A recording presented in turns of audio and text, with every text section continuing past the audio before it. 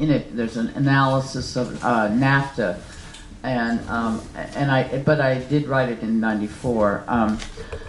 So to sum it up, I'll just really sum up what I see here is a theory which is that the illegal aliens are the American corporations, and it's all right for them to cross the border and be illegal aliens, right?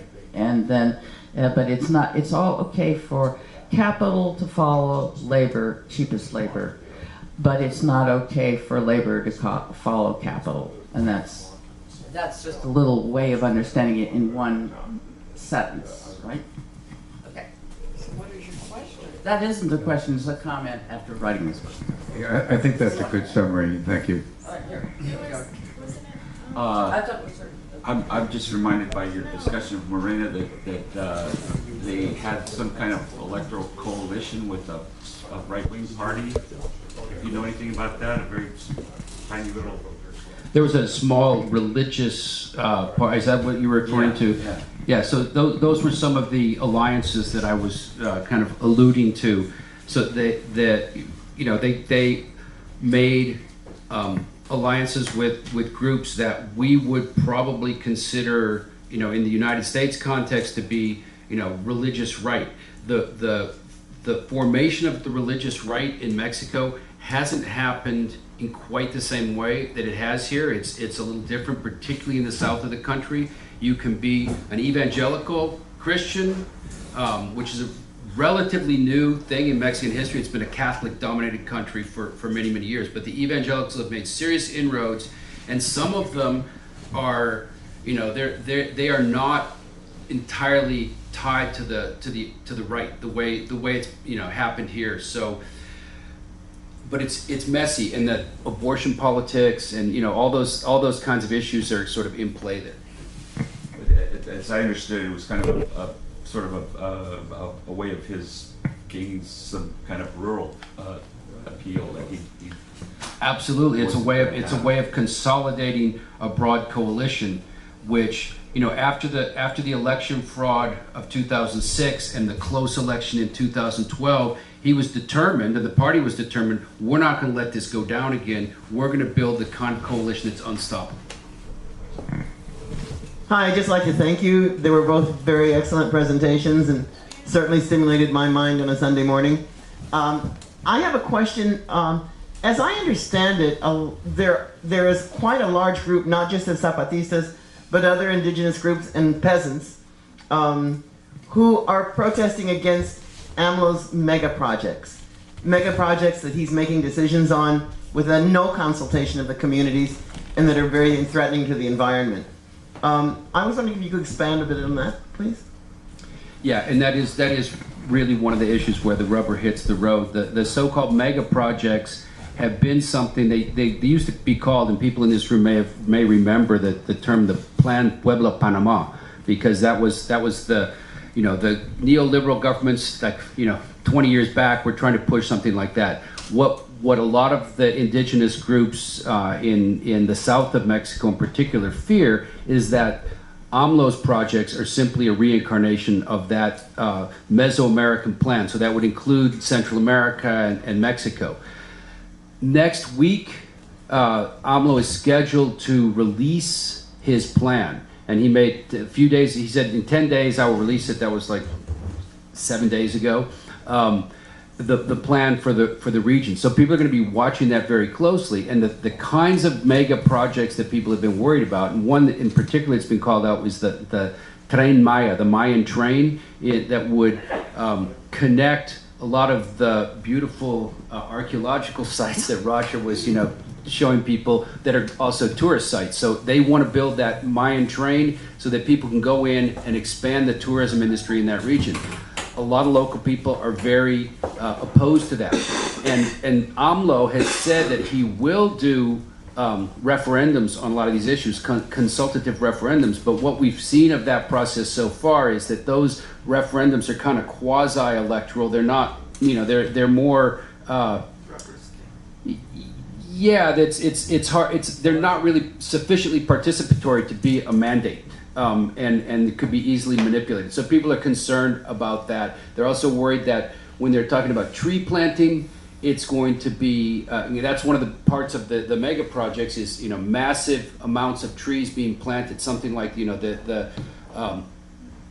millions of hectares that they plan to put under new, different kinds of trees. But if that's African palm, as part of it, that's a big problem. And there are people within the AMLO coalition who very much are part of that African palm industry. It has been deadly in Colombia, by the way. Yeah, and it's been terrible. It's created in Honduras what they call the green deserts, which are. What's wrong with them? What do those palms do? So the African palm, the problem with it on the ground, it's a. Industrial oil. What's that? For industrial oil. Yeah, it's for the oil and other products that come out of it, and the issue is that when you plant it, it is a very dominant monocrop. So they're huge, and it's just a monocrop that kills everything else. It's a very very sturdy plant. And so when you have rows and rows and rows of that for hundreds of miles, it eliminates everything else. It eliminates all the other local economies. It creates runoff, and there's just all kinds of bad ecological issues. Even in south of Mexico, wind farms are something that are being opposed. So some of this stuff that we think of as green, it's been presented as green economies, like wind farms. They are being opposed in the Isthmus of Mexico. The Isthmus of Mexico, that really thin part between the Pacific and Atlantic, because it naturally has winds that are continuous. So it's one of those areas like parts of California here where the wind's always blowing. It's I think like the windiest place on earth in that, so people want to build wind farms there, but that has having negative impact. So there's a lot of controversy over all those things. And so the kind of things that could build up communities and strengthen them economically, at least according to his plan, could have all kinds of negative consequences. Let me comment a little further on that, because the Task Force on the Americas has been following that, and these things in general. And I think we have to understand our role as North Americans, that it's important that we focus on the activities of our own government. And so a lot of those things have to do with things that are happening within a country, that are something that those own countries have to rationalize and figure out. And it's important that us as North Americans clearly understand what is the internal affairs of a country and what is the external affairs.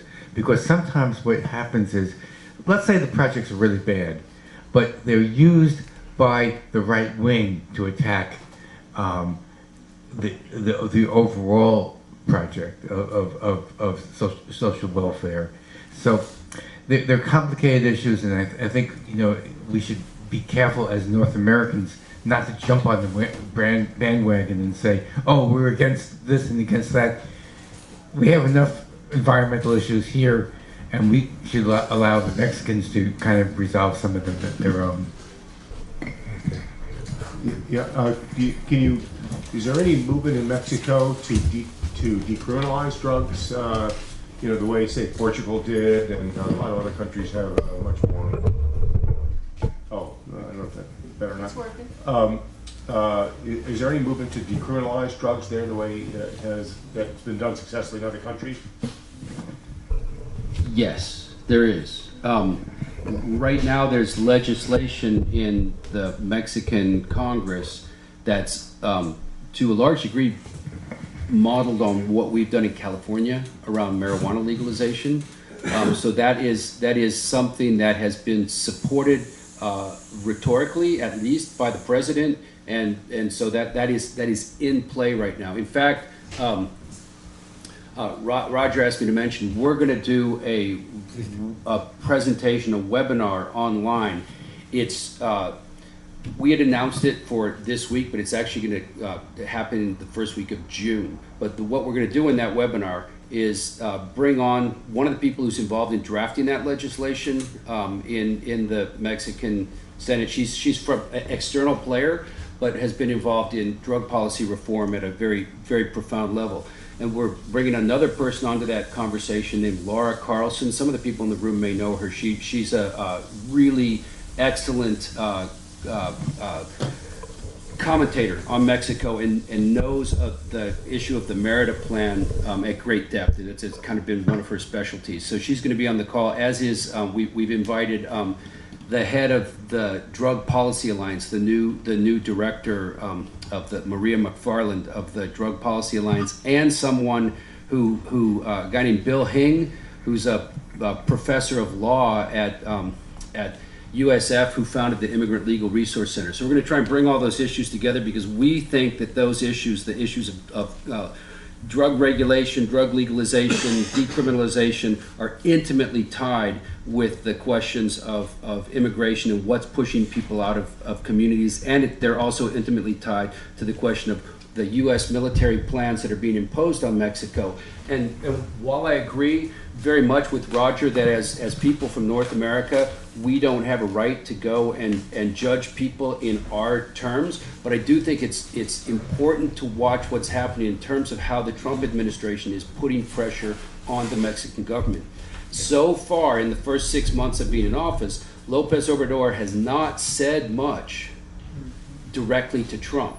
And he has actually, he has made orders that nobody in the government, certainly none of the cabinet officers or their dependencies, are allowed to say anything about the U.S. So the moves that he made last week, and we're trying to analyze all this now, but the moves he made last week to end the Merida program, he made them very quietly.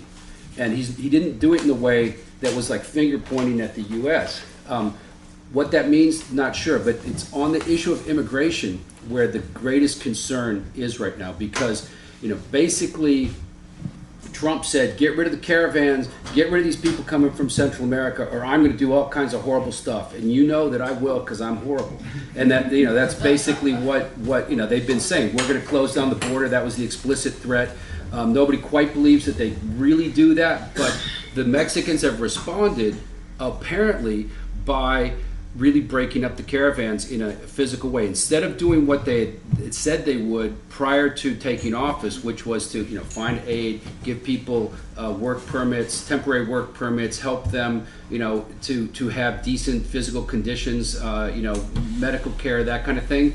They are now, from what we can see, putting people, breaking caravans up. And there was actually a terrible incident last week in which, we've had these incidents where Guatemalan children have died in custody in the United States. A Guatemalan child just died in custody, Mexican Border Patrol custody. And so that's causing like a wave of real concern within Mexico about what in God's name are we doing? Are we going to do Trump's dirty work again? Because historically Mexico has done the dirty work of U.S. security and immigration policy. And the hope was that this was going to be a break in continuity with that. We hope that in the drug legalization, to actually answer your question again, that is something that's being taken up and considered, and they even are looking at the possibility of moving, beyond marijuana legalization to decriminalize other kinds of drugs. Something that we hope we'll be looking at in California too. So. It's been very successful in Portugal and Switzerland, yeah. Portugal and Switzerland, that sort of thing. Yeah. I think it would eviscerate the drug cartels. That's the hope, yeah. That's the idea. Yeah. Let's move on. Yeah, thanks for the great presentations and the great discussion during Q&A. And you've both been addressing that issue that Roger pointed out, that because of the ambiguity of the AMLO administration and the conflict with the Zapatistas, solidarity activists don't know what to do. I mean, in the task force itself, you have people on both sides, and I'm a perfect example of a totally divided soul. I love the Zapatistas, but I just read AMLO's book, and I fell in love with AMLO, and we all happy to succeed. Right. I mean, he's the real deal. I assume he's made every compromise only because he had to. So, this is an open question. I don't know how to deal with it. So, if you have any more comments directly on the solidarity issue, that'd be good. Yeah, I mean, for me, it's been a lot harder than ever because there used to be kind of a simple formula. Everything the PRI does is bad, and anything we do to undermine them is good. And it was pretty easy to work with that, and you had wide acceptance that was the way that was the way you should look at it. That was how it was. And now those, the people who used to agree and have, there was some basis for consensus, it's not there. So we're remaking the map. And the only thing, the only thing I would add is also, we also should look at the alternative when we do oppose popular leaders. And I'll give the example of Libya, where there was a lot of justified criticism of Gaddafi, but what was the alternative? We look at Nicaragua, we look at a lot of justified criticism of Ortega, but then you have to say, what is the alternative? And I think a very good, some indication of where the solidarity activists should stand is that we shouldn't be in the same bed as Bolton and Trump. That's for sure. Yeah, that's an easy one, right? Yeah. Okay. We can all agree on that, right? Okay.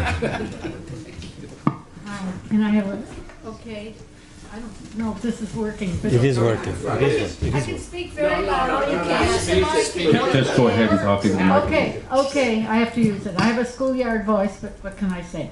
Okay, talking about the U.S. getting in the way of other countries and this Venezuela bit. I'm sorry, I have to jump to Venezuela, mainly because I was sick most of the weekend. I couldn't get on that rally.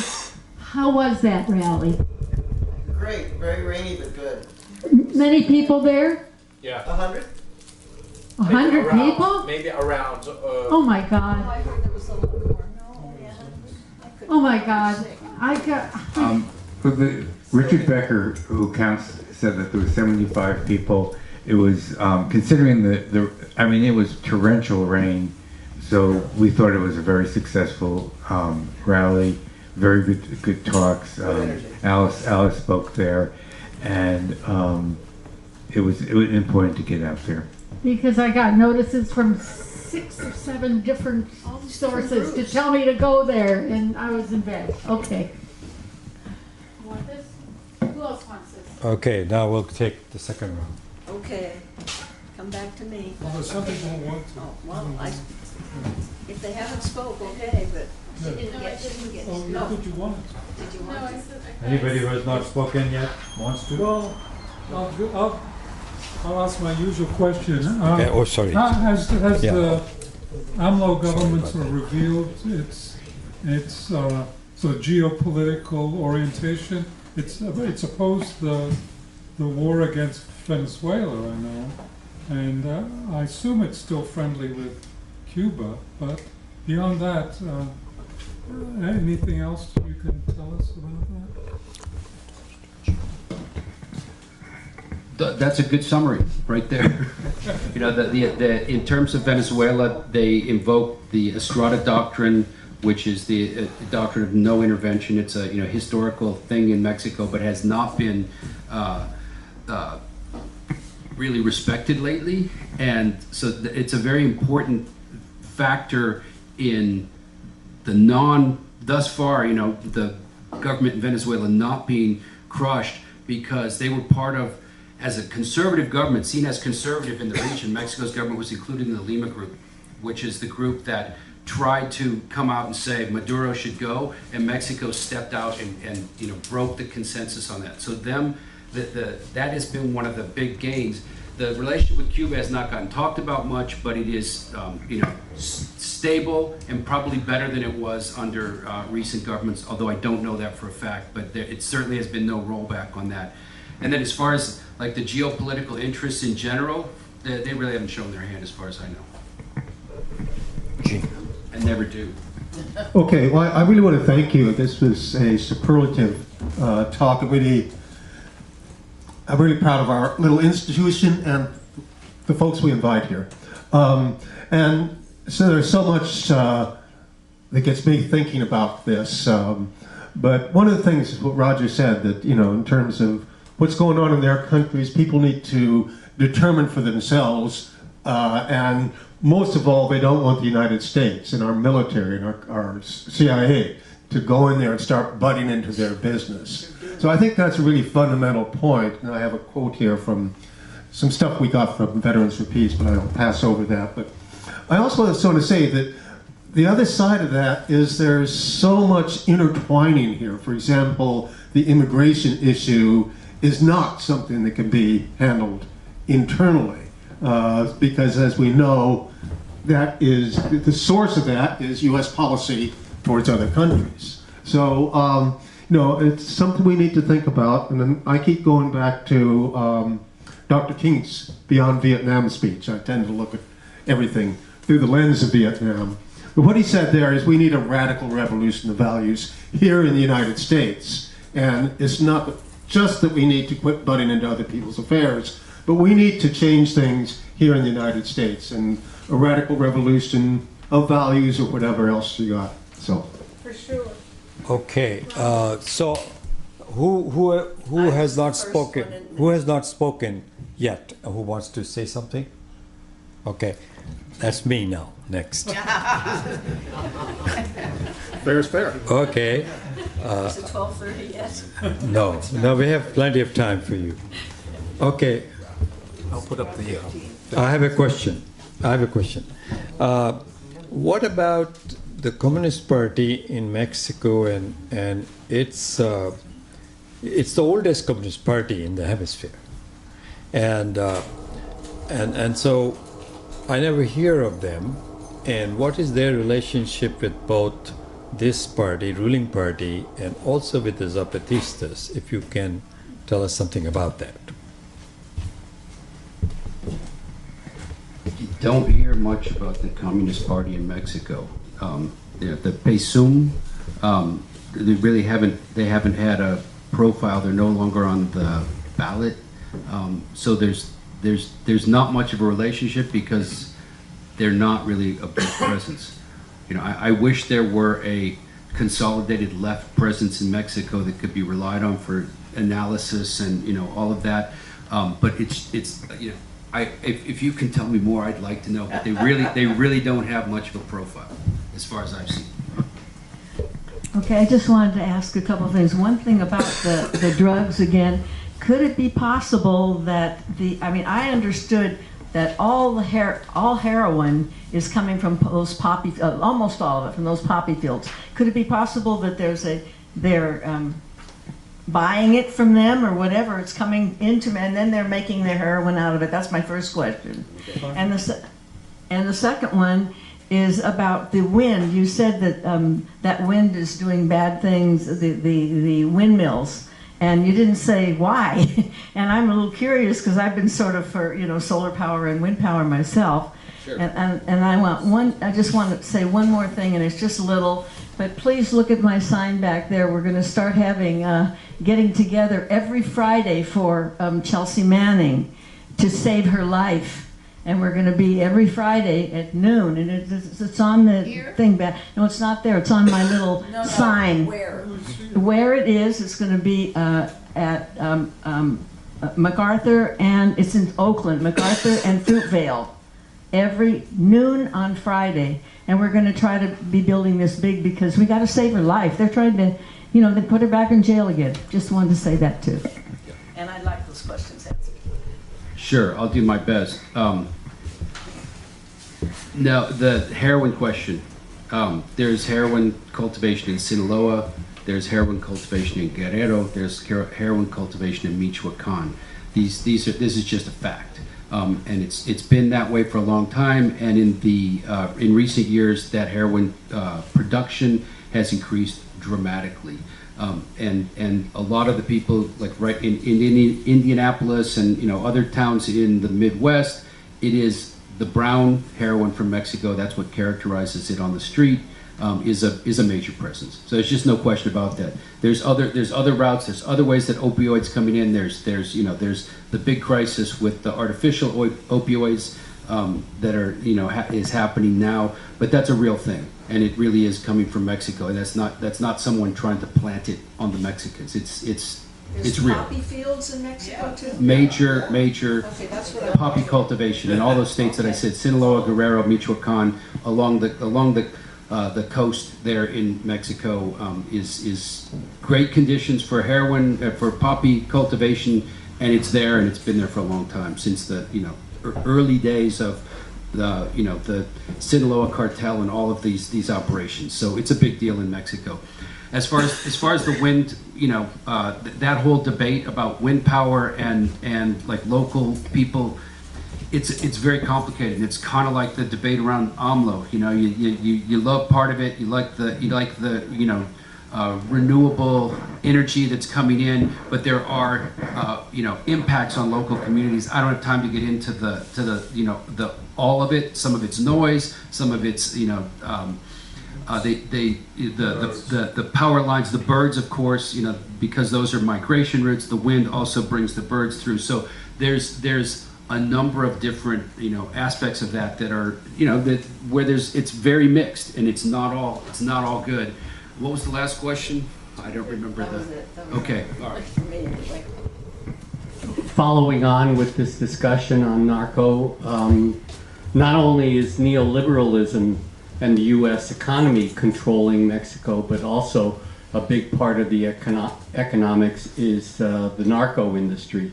I'm wondering what the left has said about the narco industry, how to deal with it, how to ally with it, or how to fight it. And I'm wondering how AMLO is relating to the narco industry now that he's president.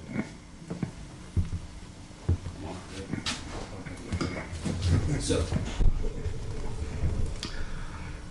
the approach of AMLO, as I kind of alluded to earlier, has been a little bit he's played a little bit on both sides of the issue around the drug war and how to deal with the narco industry. Nobody likes the narco industry or the big players, but there's a temptation, I think, from AMLO's side to not follow the so-called kingpin strategy, to sort of let sleeping dogs lie to a certain extent with some of those people, and to use economic development as a way out.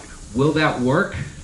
I don't know, but I think the idea is to drain the cartels of power rather than simply attack. And to the extent that they do that, I think that's smart. To the extent that they organize a national guard that reproduces the ugly features that have corrupted the Mexican military to date, I don't know. I think they're playing with fire, but they don't really have much. They have to do something. They can't simply sit on their hands. And I don't think it's clear at this point what that's going to look like. The AMLO says he can that it's going to be better because he knows the generals. He knows their working class roots. He knows that they're solid people. So it's a little bit of you got to trust me on this. Which, some people are willing to, some aren't. We'll see how it comes out. Could I make a comment about the cartels and about the drug? I lived in Colombia through many, many years of killing and massacres and drug cartels and Pablo Escobar and all of it. And I was a part of the left. And it was very hard to take something on that was so international and so big. The drug cartels, we have to remember that the head of that is here. And the only reason they exist is because of the drug cartels here in the United States, who are never accused of anything. Nobody kingpins them. Nobody talks about who the drug cartels are in the United States. But Colombia, Central America, and Mexico only exist because of the United States drug cartels. And it's so big, the left has a very difficult time taking that on. Most of the left isn't armed, and they're armed. Colombia's full of paramilitaries that are these huge armies, U.S. armed armies, by the way, who work against the people and against the leftist movements. It's a very, very, very difficult thing for the left to take on. But there we are. We keep moving. We keep organizing. Okay. Anybody else who wants to comment or question? We have 4 minutes remaining. Maybe they can do a close. I think we're going to close up. 2 minutes each. 2 minutes each. Yeah. Sure. Yeah, thank you very much. I appreciate everybody taking their Sunday morning to, think a little bit more about Mexico. For me, Mexico is, it's not just a country of vital personal interest to me. I care very much deeply about Mexico, but it is obviously the relationship between Mexico and the United States is fundamental to, the character of both nations. And so it's something that we really need to spend more time looking at. Roger, when he was asking me to come over here, was saying, this is an issue that doesn't get anywhere near the amount of attention that it should, given how important it is to what our future is going to look like. So with that, I just want to say thank you very much. And if people are interested in knowing about that webinar that I referred to, could I send that out on your list? Could I give you the information? Yes, please do. Yeah. We send out a reminder once a week. Okay. So if you, I think I may have the link. Yeah, but I'm going to update the link. That link that we sent out will probably still work, but we're changing the time and date. So I'll make sure you get the right one. Oh, okay, and it's going to be after next Friday.